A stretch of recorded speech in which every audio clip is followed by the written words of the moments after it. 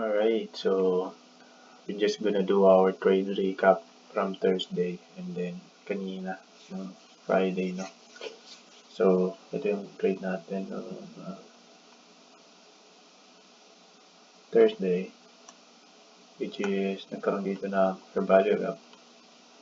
So, naging point of interest ko dito for selling is itong area to, which is dito nagkaroon ng break of structure dito sa area to. So, possible na once na tumama yung price dito sa area to, possible na mag-reject kasi dati itong support sa lower time frame, which is magiging resistance. So, entry this one. Then, ito, usually mark yung mga supply and demand ko before I enter my trade, no? So, dito, demand zone, targeting lang yung high, no? May targeting lang yung midpoint na demand zone. So, yan, nag-react.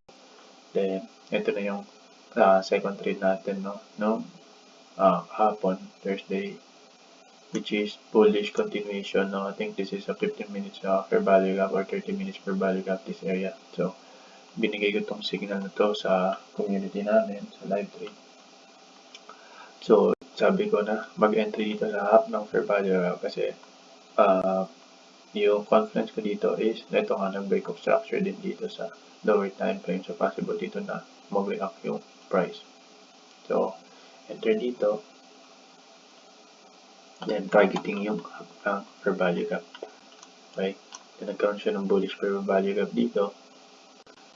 Then, minark ko tong area to kasi from this area, makikita nyo guys na yung aggressiveness ng bullish dito. So, I mark this area as demand zone ko.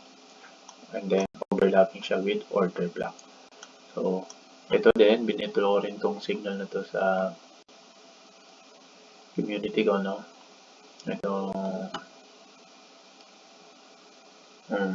Itong trade natin,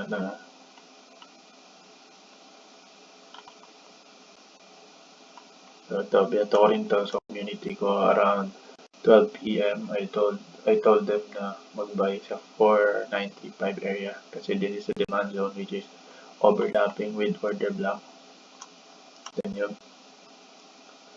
So guys can see, no, nakapag-buy sila dito. Pwede. Then dito, re-entry, buy. Targeting yung same target natin, no, first buy natin, which is yung up ng fair value gap. But now here, hindi agad-agad ako nagpa-sell dito sa area ko to. So, sa lower time frame, naghintay ako na another confluence. Kasi dito sa area to, point of interest ko talaga for selling dito sa up ng fair value gap or golden zone ng Fibonacci natin. This is a 60% golden zone sa 4 hours time frame. So, 1 minute,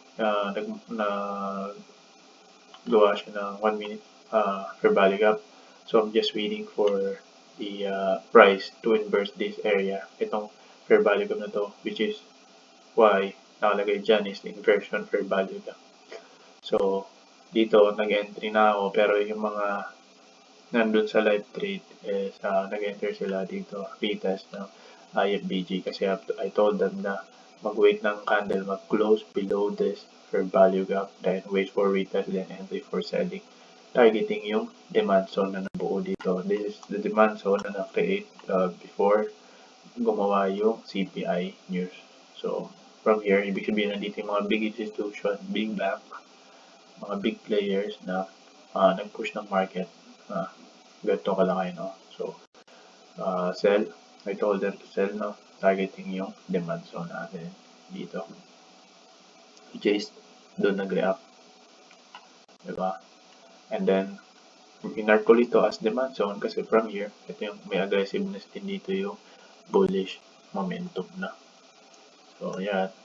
And then, sa area to, ito yung last trade kanina around 9:40 a.m. Golden zone ng Fibonacci natin, another confluence. Nagkaroon ng bullish fair value gap, which is na-inverse siya ng bearish fair value gap. Break, then retest, selling, then targeting yung demand zone. Diba? So, we have 3,598 pips in total sa trade natin from Thursday to Friday morning. So, ayun lang guys. So, popost lang natin dito yung mga traits natin, yung mga signal natin.